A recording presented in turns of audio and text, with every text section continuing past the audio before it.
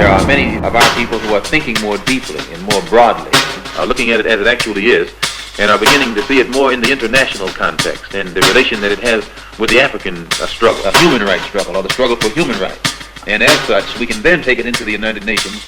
And bring about the freedom of these people by any means necessary. Greetings, everyone. This is We Charge Colonialism, and I am Tierney Cherie, the steering committee chair of this organization. If you're watching on our newsletter, this is our first newsletter that we're releasing, and so thank you very much for following through with all the content. There's a lot of good stories in here that should be insightful to you, and some video content as well. I'm just going to share with you a little bit about We Charge Colonialism and about the call to organization. You should know, as African people, obviously, the biggest thing that we suffer from is the lack of organization.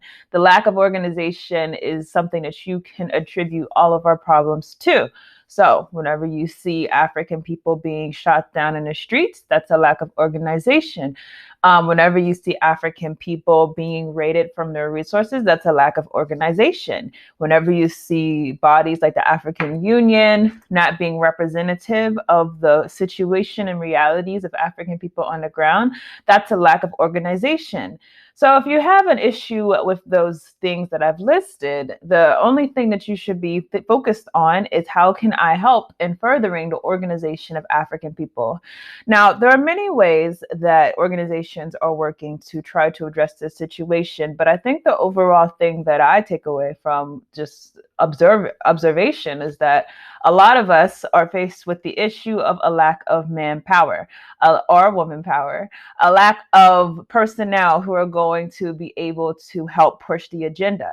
I've noticed, for example, you have a lot of people who have revolutionary ideas, but not the ability to follow through with the ideas. Also, you have a lot of people who want to join organizations, but do not want to devote time.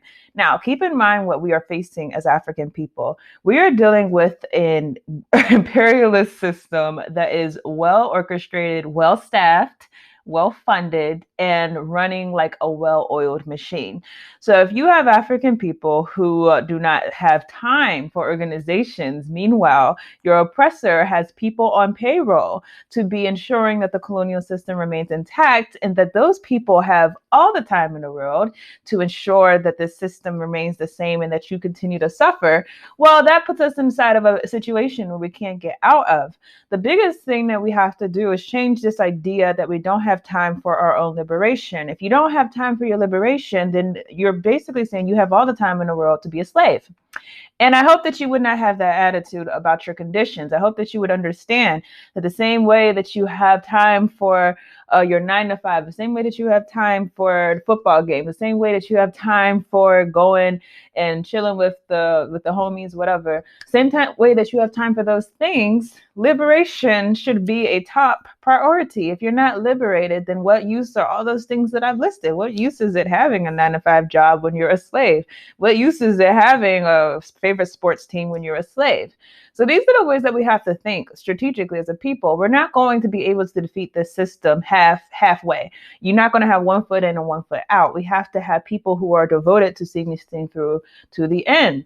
Now, another observation that I see is a lot of people who have this attitude of perfection. You know, everything has to be perfect. You know, if I see one thing wrong in an organization, I can't deal with that organization. Now that creates a problem too, because obviously there is no organization on this earth, and there has never been an organization on this earth that has been perfect. There's always been things that have lacked inside of organizations, because organizations are comprised of people. The biggest thing that we should do is work through our contradictions. If you see something in an organization that you feel like is not working efficient, the best thing that you should be trying to do is not to leave that organization and say, well, I'm going to find another one, is to use your effort to change that situation, make the organization work, make the organization something that is going to be for for the favor of the people. Now, if you have tried to change the organization and the organization is resistant to change, the organization is not going to do something that you feel like is essential to the liberation of the people, then you have the other option, obviously, of creating another organization, not to do something in a way that's antagonistic to the organization that you're leaving, but to do something that is going to uplift the people, to bring the people together. Last thing that we want to see is another fight in the Black community. We always see this for some reason. Whenever we have a disagreement, we can't make it a disagreement. It has to be a calling out your mama, calling out your whole family, calling out your block, your city. Like, it has to go all the way there. And that should not have to be the case.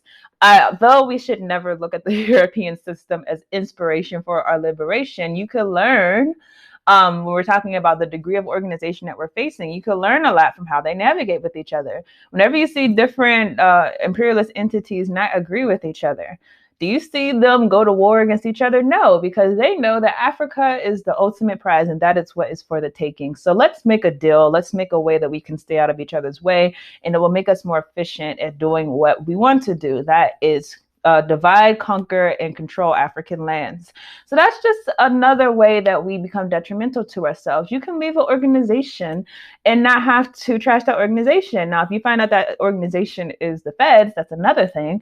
But if that organization, you know, those are people who are sincere in trying to push for our liberation, then find ways to build coalition and not necessarily ostracize yourself from the people who you have built with. Now, the problem with all of these things that I've listed, and there are many other problems in organizations that I've noticed, but these are some big things. The problem with all of these, though, is that it all goes towards the issue of us as a people not having enough foresight to understand that what we're facing is much greater than how we treat it. You know, if you understand, again, the level of organization of the imperialist system, and the system, it's had a long time to correct errors, to better itself, to evolve into something that is well functioning. How are we going to combat things like the IMF? How are we going to combat things like the United Nations Security Council? How are we going to combat these things if we're not even able to do the bare minimum to get people in an organized fashion to even discuss the problem? And these are problems that we try to deal with. Now, going back to recharge colonialism, if you're not in an organization, you know, certainly join an organization. I'm going to talk to you a little bit about what our organization specifically does and how we are probably different from different organizations. One thing is that we do not have an antagonistic view about people of other organizations. In fact, there are a number of people in our organizations who belong to other organizations, and I think that's very essential. I think, one, because we are an online organization, we're a group of people, we meet through media, we meet through online memes, or we meet through telephones, whatever, and that allows us flexibility in that we don't feel like we're competing with other underground movements. And those underground movements, understand, are essential. Those play the most vital role.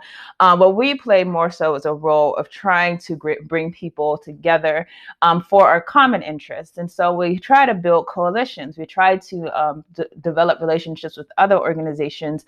And we try to build from that on our commonalities being the call to end the colonial system. That's really what we started off as being our focus, and it's still our focus today.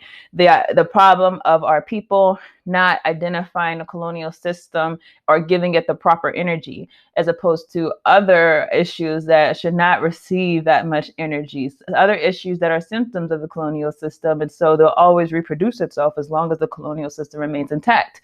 So we see it as a strength of ours in that even though we do not organize on the ground, we have the ability to build strong relationships with a number of organizations. So, for example, some of our members are a part of AAPRP. Some of our members, one of our members is a member of the International Democratic Uhuru Movement.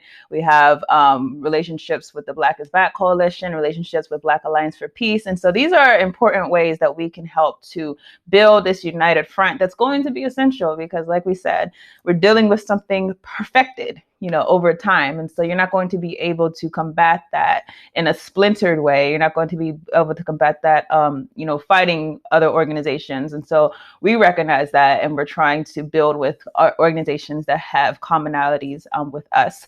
And so another thing, though, that we try to focus on, though, is the issue of, as you may know, our platform is about a revolutionary repatriation.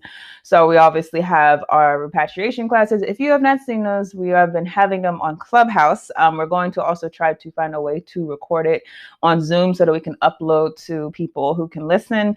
That is a way to also build links with other organizations, because one of our focuses there is that as we meet Africans throughout the diaspora who have a desire to join in an organization inside of the continent or inside of somewhere where African people exist, that we're able to help them to build those ties, maybe make a referral, or if not that, then just help them have the revolutionary politics that is required to go back and make a difference inside of the continent and not to contribute to the overall problem.